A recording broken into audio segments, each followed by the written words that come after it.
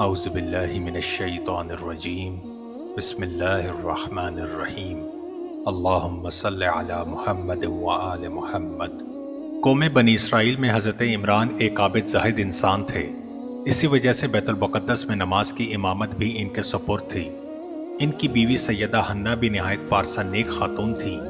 اپنی شرافت کی وجہ سے دونوں کو قوم میں احترام کی نگاہ سے دیکھا جاتا تھا۔ حضرت عمران بے اولاد تھے۔ ان کی بیوی حنہ کی خواہش تھی کہ انہیں اولاد کی نعمت حاصل ہو۔ اس کے لیے وہ ہمیشہ بارگاہ الہی میں دعا کرتی رہتی تھیں اور منتظر رہتی تھیں کہ اللہ تعالیٰ میری دعا قبول فرمائے۔ کہتے ہیں کہ ایک مرتبہ حضرت حنہ اپنے مکان میں چہل قدمی کر رہی تھیں۔ دیکھا کہ ایک پرندہ اپنے بچے کو محبت سے چوگا دے رہا ہے۔ پیار اور محبت کے اس منظر نے حضرت حنہ کو بہت متاثر کیا۔ اولاد کی آرزو نے دل کو بہت بے قرار کیا۔ اضطراری کیفیت میں بارگاہ الہی میں ہاتھ اٹھا دیے کہ پروردگار عالم، اس طرح مجھ کو بھی اولاد عطا فرما جو ہماری آنکھوں کا نور اور دل کا سرور بنے۔ اللہ تعالیٰ نے دعا قبول کر لی۔ حضرت حنہ نے کچھ دن بعد محسوس کیا کہ امید کا پھل آنے والا ہے۔ مسرت و خوشی کے عالم میں نظر مان لی کہ جو بچہ پیدا ہوگا اس کو ہیکل مسجد اقصی کی خدمت کے لیے وقف کر دوں گی۔ بنی اسرائیل کے مذہبی رسوم میں یہ رسم بہت ہی مقدس سمجھی جاتی تھی کہ اپنی اولاد کو مقدس ہیکل کی خدمت کے لیے وقف کر دیا جائے۔ حضرت حنہ کی مدت حمل پوری ہونے پر جب ان کے ہاں بچے کی ولادت ہوئی تو انہیں اطلاع دی گئی کہ ان کے بطن سے لڑکی پیدا ہوئی ہے۔ جہاں تک اولاد کی نعمت کا تعلق ہے، حضرت حنہ کے لیے یہ لڑکی بھی لڑکے سے کم نہ تھی، مگر ان کو شدید احساس ہوا کہ میں نے جو نظر مانی تھی وہ پوری نہ ہو سکے گی، کیونکہ ایک لڑکی مسجد اقصی کی خدمت کس طرح انجام دے گی؟ یہ کام تو مرد ہی انجام دے سکتے ہیں۔ لیکن اللہ تعالیٰ نے الہام کے ذریعے ان کے قلب میں پیدا ہونے والے اس افسوس کو اس طرح خوشی میں بدل دیا کہ تیری لڑکی ہی قبول ہو گئی ہے، اس کی وجہ سے تیرا خاندان عزت و شہرت پائے گا۔ حضرت حنہ نے لڑکی کا نام مریم رکھا اور دعا کی کہ پروردگار عالم، اس کو اور اس کی اولاد کو شیطان کے ہر فتنے سے محفوظ فرما۔ سریانی زبان میں مریم کے معنی خادم کے ہیں، کیونکہ یہ مسجد اقصی کی خدمت کے لیے وقف کر دی گئی تھیں۔ اس میں مریم کے کچھ اور معنی بھی علماء کرام نے لکھے ہیں، مثلاً بلند اور عبادت گزار وغیرہ۔ حضرت مریم ابھی چھوٹی تھی کہ ان کے والد کا انتقال ہو گیا۔ یتیم بچی مریم کی پرورش ماں نے بہت اچھے طریقے سے کی۔ اللہ تعالیٰ کا فضل و کرم بھی شامل حال رہا۔ جب وہ بڑی ہوئیں اور نظر کے مطابق بیت المقدس کی عبادت گاہ میں داخل کر دی گئیں تو یہ سوال پیدا ہوا کہ ہیکل کی یہ معصوم امانت کس کے سپرد کی جائے اور کون اس کا کفیل اور نگران ہوگا؟ ہیکل کے کاہنوں میں سے ایک نے خواہش ظاہر کی کہ اس مقدس امانت کا کفیل مجھ کو بنایا جائے۔ ایک دوسرے کاہن نے کہا کہ یہ امانت میرے حوالے کی جائے۔ بیت المقدس کے عابدوں میں حضرت زکریا علیہ السلام بھی موجود تھے۔ انہوں نے بھی بچے کی کفالت کا مطالبہ کیا اور کہا کہ میری بیوی اس لڑکی کی خالہ ہوتی ہیں، لہٰذا مجھے اس بچی کا کفیل قرار دیا جائے۔ آخر طے پایا کہ قرآن اندازی کے ذریعے اس کا فیصلہ کیا جائے۔ اس زمانے میں جو طریقہ رائج تھا، اس کے مطابق ہر خواہش مند نے اپنے قلم دریا میں ڈالے، مگر قرآن میں ہر مرتبہ نام حضرت زکریا علیہ السلام کا ہی آیا۔ چنانچہ یہ مقدس امانت حضرت مریم علیہ السلام کی کفالت حضرت زکریا علیہ السلام کے حصے میں آئی۔ حضرت زکریا علیہ السلام نے بی بی مریم کے لیے ایک محراب حجرہ منتخب کیا اور اسی میں ان کا قیام طے پایا۔ حضرت مریم علیہ السلام دن بھر روزے سے رہ کر اس حجرے میں، جس کو محراب کہا جاتا تھا، معتکف رہتی تھیں، اور شام کے وقت حضرت زکریا علیہ السلام ان کو اپنے گھر لاتے اور وہ اپنی خالہ کے پاس رات بسر کرتیں۔ مسجد اقصی کی تاریخ میں یہ ایک نئی بات تھی کہ کسی لڑکی کو مسجد کی خدمت کے لیے منتخب کر لیا گیا ہو۔ حضرت زکریا علیہ السلام ہیکل مقدس کے نگران اعلیٰ تھے۔ حضرت زکریا علیہ السلام جب بھی حجرے مریم میں آتے، وہاں قسم قسم کے پھل رکھے ہوئے دیکھتے، بلکہ بعض پھل تو ایسے بھی ہوتے جن کا موسم بھی نہیں ہوتا تھا۔ حضرت زکریا علیہ السلام نے تعجب سے پوچھا کہ اے مریم، یہ رزق کہاں سے آیا ہے؟ حضرت مریم علیہ السلام نے جواب دیا کہ یہ اللہ تعالیٰ کی جانب سے آیا ہے۔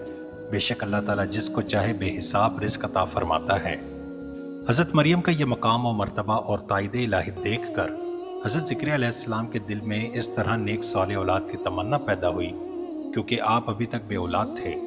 سیدہ مریم کے پاس بے حساب بے موسم کے پھل دیکھ کر آپ کے دل میں یہ احساس شدید تر ہو گیا کہ یہ مقام مبارک اور نزول رحمت کا ہے۔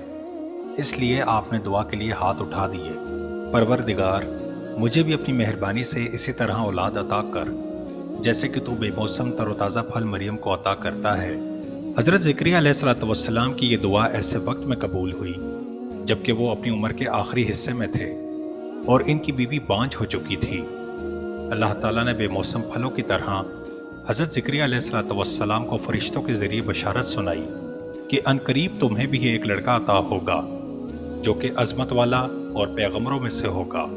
چنانچہ آپ کے ہاں حضرت یحییٰ علیہ الصلوۃ والسلام پیدا ہوئے۔ عابدہ، زاہدہ و پاک مریم سلام اللہ علیہا اپنے حجرے میں مشغول عبادت رہتی تھیں اور ضروری حاجات کے سوا باہر نہ نکلتی تھیں۔ ایک مرتبہ مسجد اقصیٰ کے مشرقی جانب لوگوں کی نگاہ سے دور ایک کونے میں مصروف عبادت تھیں کہ اچانک اللہ کا فرشتہ جبرائیل علیہ الصلوۃ والسلام انسانی شکل میں ظاہر ہوا۔ حضرت مریم نے ایک اجنبی آدمی کو اس طرح خلوتگاہ کی طرف اچانک آتے دیکھا تو گھبرا گئیں اور کہنے لگی کہ تجھ کو ذرا بھی خدا کا خوف ہے تو میں تجھ کو اللہ رحمان کا واسطہ دے کر تجھ سے پناہ مانگتی ہوں۔ فرشتے نے کہا، مریم خوف نہ کر، میں انسان نہیں بلکہ اللہ کا فرشتہ ہوں اور تجھ کو بیٹے کی بشارت دینے آیا ہوں۔ سیدہ مریم سلام اللہ علیہا نے جب یہ سنا تو انتہائی تعجب سے کہنے لگی کہ میرے ہاں لڑکا کیسے پیدا ہوگا جبکہ آج تک مجھے کسی نے ہاتھ نہیں لگایا، اس لیے کہ نہ میں نے نکاح کیا ہے اور نہ میں کوئی بدکار ہوں۔ فرشتے نے جواب دیا کہ میں تو تیرے رب کا قاصد ہوں، اسی نے مجھے بھیجا اور یہ بھی فرمایا ہے کہ تجھے اور تیرے لڑکے کو لوگوں کے لیے اپنی قدرت کا نشان بناؤں گا اور لڑکا میری جانب سے رحمت خاص ہوگا اور میرا فیصلہ اٹل ہے۔ اے مریم، اللہ تعالیٰ تجھ کو ایک ایسے بیٹے کی بشارت دیتا ہے جو اس کا کلمہ ہوگا، اس کا لقب مسیح ہوگا اور اس کا نام عیسیٰ ہوگا، اور وہ دنیا اور آخرت دونوں میں عظمت والا اور وجاہت والا ہوگا، اور وہ مقربین میں سے ہوگا، اور وہ اللہ کی نشانی کے طور پر گود میں ہی لوگوں سے باتیں کرنے لگے گا اور بڑھاپے کا ابتدائی دور بھی پائے گا۔ اللہ تعالیٰ کا قانون قدرت ہے کہ جب وہ کسی شے کو وجود میں لانا چاہتا ہے تو اس کا محض یہ ارادہ اور حکم ہے کہ ہو جا، اس شے کو عدم سے وجود میں کر دیتا ہے۔ لہٰذا اے مریم، یہ اسی طرح ہی ہو کر رہے گا اور اللہ تعالیٰ اس کو اپنی کتاب عطا فرمائے گا، اس کو حکمت سکھائے گا اور اس کو بنی اسرائیل کے رشد و ہدایت کے لیے رسول اور پیغمبر بنائے گا۔ جبرائیل امین علیہ الصلوۃ والسلام نے حضرت مریم کو یہ بشارت سنا کر ان کے گریبان میں پھونک دیا۔ اس طرح اللہ تعالیٰ کا حکم ان تک پہنچ گیا اور حضرت مریم نے کچھ عرصہ بعد خود کو حاملہ محسوس کیا تو ان پر ایک پریشانی کی کیفیت طاری ہونے لگی اور دن بدن ان کی پریشانی میں اضافہ ہوتا رہا۔ یہ اضطرابی حالت اس وقت شدید تر ہو گئی جب آپ نے محسوس کیا کہ مدت حمل مکمل ہو چکی ہے۔ انہوں نے سوچا کہ اگر یہ بات قوم کے اندر رہ کر پیش آئی تو جو قوم حقیقت حال سے بے خبر ہے وہ طرح طرح کے بہتان و الزامات کر کے مزید پریشان کرے گی، اس لیے اس مقام سے کہیں دور چلے جانا چاہیے، اور اس کے لیے وہ تقریباً 6-7 میل دور بیت اللحم کے مقام پر چلی گئیں۔ بیت اللحم پہنچنے کے کچھ دیر بعد آپ کو درد ذہ شروع ہوا تو تکلیف و اضطراب کی حالت میں کھجور کے ایک درخت کے نیچے تنے کے سہارے بیٹھ گئیں۔ اللہ تعالیٰ کے اسی فرشتے نے آواز دی جس کا بیان سورہ مریم میں اس طرح سے ہے کہ غمگین نہ ہو، تیرے پروردگار نے تیرے لیے پانی کا چشمہ جاری کر دیا ہے، اور کھجور کی ٹہنی کو پکڑ کر اپنی جانب حرکت دے تو پکی کھجوریں تجھ پر گرنے لگیں گی۔ حالانکہ وہ کھجور کا درخت ایسا تھا جس میں کھجوریں نہیں لگتی تھیں۔ اللہ نے اپنی قدرت سے اس میں رزق مریم کا انتظام فرمایا تھا، بس تو کھا پی اور اپنے بچے کو دیکھ کر اپنی آنکھیں ٹھنڈی کر اور رنج و غم کو بھول جا۔ مریم علیہ السلام اس فرشتے کو دیکھ چکی تھیں اور اس آواز سے بھی مانوس ہو چکی تھیں۔ وہ سمجھ گئیں کہ یہ وہی فرشتہ ہے جو چند ماہ پہلے میرے پاس آیا تھا اور بیٹے کی خوشخبری دے کر گیا تھا۔ فرشتے کی تسلی اور بچے کی پرکشش اور حسین و جمیل صورت نے کچھ دیر کے لیے ان کا رنج و غم تو دور کر دیا۔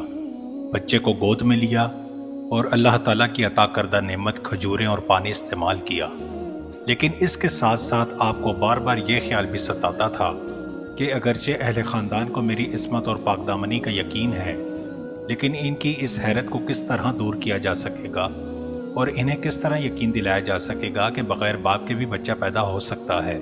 मगर जिस अल्लाह मेहरबान ने इनको ये इज़्ज़त और बुजुर्गी बख्शी, वो पाक मरियम को इस मुसीबत में क्यों कर रहने देता।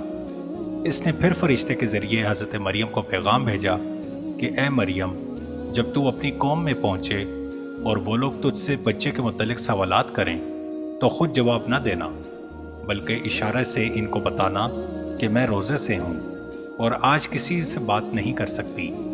जो कुछ दरियाफ्त करना हो इस बच्चे से पूछ लो। मरियम बीबी खुदाई पैगाम सुनकर मुतमईन हो गईं और बच्चे को गोद में उठाकर बैतुल मुक़द्दस की तरफ रवाना हुईं। जब शहर में पहुंची और लोगों ने उन्हें इस हालत में देखा तो चारों तरफ से इनको घेर लिया और कहने लगे, ए मरियम, ये क्या हुआ? तूने अजीब बात कर दिखाई और बड़ी तोहमत का काम कर गुजरी। ए हारून की बहन, ना तो तेरा बाप बुरा आदमी था और ना तेरी माँ बदचलन थी, तू ये क्या कर बैठी? हज़रत मरियम ने खुदाई हिदायत के मुताबिक बच्चे की जानिब इशारा किया कि जो कुछ मालूम करना है इससे पूछ लो, मैं तो आज रोज़े से हूँ। लोगों ने यह सुनकर ताज्जुब से कहा, हम इस बच्चे से क्या बात कर सकते हैं जो गहवारे में पड़ा हुआ है। लोगों का ये कहना था कि बच्चा फौरन बोल पड़ा कि मैं अल्लाह का बंदा हूँ, अल्लाह ने मुझे किताब दी है और नबी बनाया है और इसने मुझे मुबारक बनाया है, ख्वाह मैं किसी हाल में और किसी जगह पर रहूं, और इसने मुझे नमाज और ज़कात का हुक्म दिया है जब तक मैं ज़िंदा रहूं, और इसने मुझको अपनी माँ का खिदमत गुजार बनाया है, खुदसर और नाफरमान नहीं बनाया, और इसकी जानिब से मुझको सलामती का पैगाम है। जिस दिन मैं पैदा हुआ और जिस दिन के मैं वफ़ात पाऊँगा और जिस दिन फिर ज़िंदा उठाया जाऊँगा। अल्लाह ताला ने हज़रत ईसा अलैहिस्सलाम को कलमा कुन से पैदा फरमाया। अगर आपको हमारी ये वीडियो पसंद आई है तो इसे लाइक करें, चैनल को सब्सक्राइब करें और दिए गए कमेंट बॉक्स में अपनी राय का इजहार करें। अल्लाह पाक हम सबका हामी और नासिर हो। आमीन सुम्मा आमीन।